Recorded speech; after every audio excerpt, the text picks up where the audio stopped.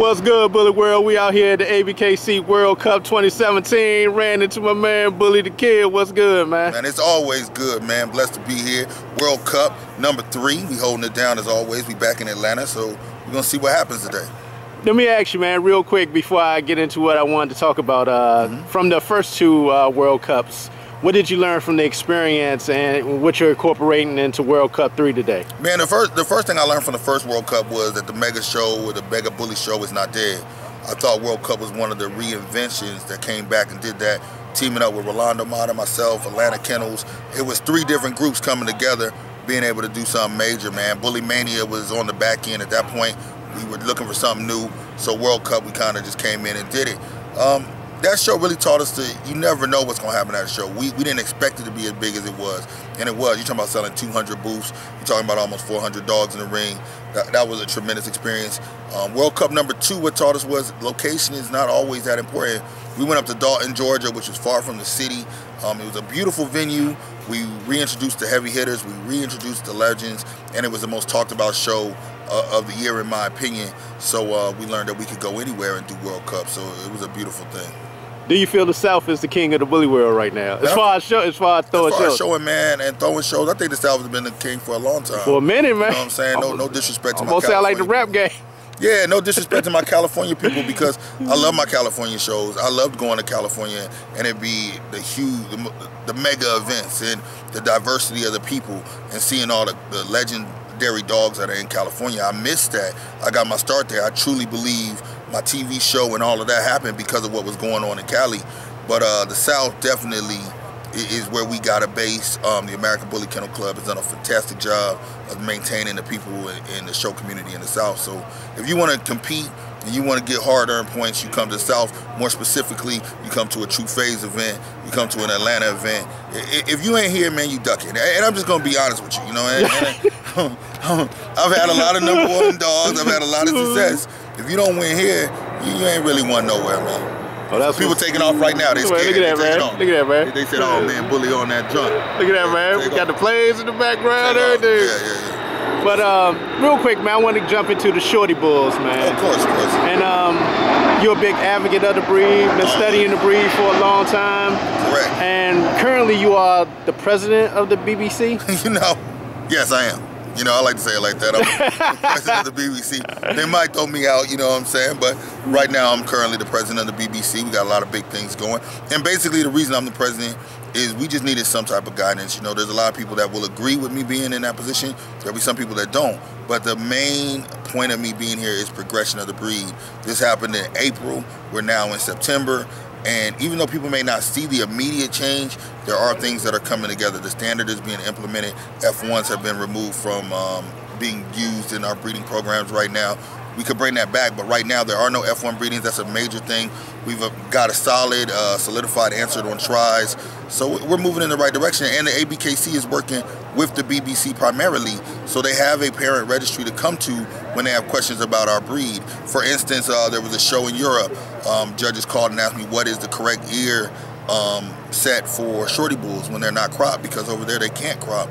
So these are things that we're working towards, making sure that the Shorty Bull and the ABKC, as well as the Bull Breed Coalition, continues to grow and progress in a consistent fashion rather than all over the board. Yeah, you know, I gotta ask this, right? Because you know, with all the different registries and everything, you don't really find African Americans at the top of the registry, man. That's just Shout facts. out to Barack. They ain't gonna got no player coming in. If I have one of them meetings now, coming to get me now. Yeah, they're coming to get me now, man. But yeah, just thinking about that, man. How does it feel to be in that role, man? Where you're able to implement what you want as far as the Shorty Bulls and a breed of dog that's new to the game. Yeah, well, first of all, let me say shout out to Jamie Sweet, one of the creators of the Shorty Bull. She believed in me. She didn't see color. She just saw someone that could do the job, and that was politically correct and not trying to cause beefs. I think that she made a great choice in me, and I think that, you know, in today's society where we are anyway, and the bully world is a microcosm of the world, but it's always been very diverse. But when it comes to African Americans and dogs, I'm a big time advocate of going into the communities, going into a more urban setting, going to where dogs are that people don't necessarily know what to do with their dogs, and bringing them to our community. That is something that I believe a lot of registries have lost, is the type of people that they pursue now is different. And there's nothing wrong with that, but we have to be all inclusive and still go to those places that need to get their dogs off chains, out the backyard, into a show setting, so that they know how to better take care of their dogs. The number one thing about any show is the fact that your dogs get seen. I can't bring a dog to a show that's emaciated. I can't bring a dog to a show that's got 20-inch nails. You learn to take care of your dog because people are judging you, not just in the ring, but all over, and that's the best thing about showing. So when it comes to being an African American in this position, I think it works well for our young people that are looking up, whether you're Latino, African American, or Caucasian, or white. I'm being very politically correct, as you can see. I see that. But everybody needs to learn, that anybody can do this. That's what I tell people. For the most part, are you the only one in the room when you go, like if different registries hit you up just to talk about the Shorty Bull breed? No. Generally, if they call me, I can do everything by myself. But I never feel that one person's vision will ever be the whole vision of a breed. So when you call me, I'm still going to consult with Jamie Sweet. I'm still going to consult with our board of people that I trust. Some of those people are not necessarily in positions, but our breed club, our National Shorty Bull Club of America, which is the official breed club of the Shorty Bull, when that gets launched, we'll have a board of directors that a lot of those issues won't come to the president primarily. But right now, if the ABKC calls me, if another registry calls me and they want to implement Shorty Bulls, it's very important to us that they're using the BBC standard and they understand the BBC regulations on the dogs, from our faults to our disqualifications to our heights and our weights. That's very important, that we have a consistent Shorty Bull. Not only here, but around the world, because now we have Shorty Bulls everywhere. Now, you had the Shorty Bull Nationals. We did. What did you learn from that to move forward to the next Nationals? The number one thing I learned from Shorty Bull Nationals is to train our judges. We brought in 2 AKC judges to eliminate bias. And that was great and ideal in theory. But if you think about it, we brought an AKC judge into the ABKC Nationals to judge American bullies. They may have a preconceived notion of what an American bully is, and that notion is not necessarily positive. It could be American bullies are fat, lazy, nasty dogs, so they're not going to take our breed as seriously as a judge that came up within the breed. That's something I learned from Shorty Bull Nationals. The best thing we can do is train people that are passionate about Shorty Bulls, that love this breed, judges that really want to respect our breed and want to learn about our breed. We have great judges in all the registries right now that love our breed. But when we brought these AKC judges in my opinion, I don't think they cared about our breed. I think they looked at our breed somewhat as a joke. And that, I think, was a little bit disrespectful. Did that rub you the wrong way? It did. It let me know how far we had to go to get our breed to be taken seriously. I tell people when I write and I talk about things that the American bully, it's come so far from being considered a joke, from being considered a thug dog, to now being a dog that is a recognizable breed. I walk through the airport now and people, if I have a bully shirt on, like, oh my God, you have bullies. The American bully in this movement here solidified the term bullies. Bully itself as a word has been used for a very long time. But for the American bully now, it is legitimately classified as such in our breed. So that's it. I was eating fruit. Let me make sure this apple's not in my mouth. Why are you gonna move the camera on?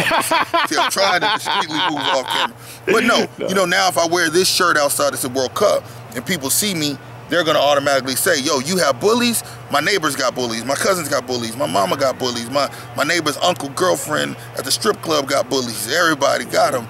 So that's where I saw the American bully grow from the time I got here in 2008 to where we are now, is everybody knows what a bully is. Now, I know people judge the American bully by the show ring. Oh, the bully movement is dying. It's not at all. More people than ever know what an American bully is. More people than ever own an American bully. Where we're slacking is getting those people from their couch to an event. And that's what the bully is built on. So I feel a little bit like we need to focus on that in 2018 as far as getting that breed out in the forefront and going into the communities. It's very disheartening that we kind of have failed. We've succeeded so far, but then at the same time, we've kind of lost our way, in my opinion. I'm not the president of the ABKC. I'm only the president of the BBC, but in my opinion, that's where we got to get back to the grassroots, going back out there and grabbing those people. Now, just speaking on that, you had to go one of the winningest dog right now as far as the Shorty Bulls. Yeah, you know, Goat is in my opinion the most successful, the winningest. Because a few years ago he was, you know, close for winning that ABKC Nationals. How close do you think a Shorty Bull is to winning ABKC Nationals? Another one. The first one, of course, was 50. Fat 51 in 2010 over Denzel. People didn't know what Best in Show was then. They didn't care about Best in Show. I truly believe that Goat, my dog, was one of the first dogs to get people to start looking at Best in Shows, because I couldn't always hang my hat on I'm Best of Breed winner. I had to go in and tell people that my dog is serious. And when you win 50 Best in Shows, which is, I believe, currently still the most of any dog of any breed. I think Mufasa's very close to him now. Bear's coming up in the 30s. But we won 50, and that's a tremendous thing. When you can say my dog won 50 Best in Shows out of 74 shows, that's tremendous. I think we are close again, but you know, right now the Shorty Bull, you got to have a dog that is looked at as a threat, you know. But right now I think we're close. I think Savage, who's the current #1 Shorty Bull in the ABKC, he has a great chance. He has any chance like anybody else. I think this year is wide open when it comes to nationals. If someone asked me to put my money down on who I got as a winner, I really don't know, because I think it's an open year. I think anybody can win nationals in Chicago this year. I don't think there's a front runner at all. What's up, man? I really appreciate your time, being candid and giving your thoughts on the bully community. Okay, man, before I go, man, I got to say real quick, well wishes. It's September 9th. I don't know when it's going to go up, but of course, Hurricane Irma is affecting not only our show, but affecting people's lives, which is more important. Shout out to all my people that are at home, waving it out. Shout out to my boy Ariel Mijas down there in West Palm Beach, my boy Tavoris Ingram in Port St. Lucie, Skip Miller is down there. A lot of people with bully ties are still at home. Nicole Chitawanda, Casey Higgs. A lot of people that couldn't make our show because they got to watch their own things. We pray that they'll be safe. We pray that they get through this storm, not only with their lives and their health, but with most of their properties and their belongings, man. So shout out to them. Anybody that's listening to this, just know that we care about you, and it's more important than a dog show. So we hope no ill will that you didn't make it today, but we hope that everything works out for you. God bless. Butch Hosea Pitts, we out. BTK, let's go.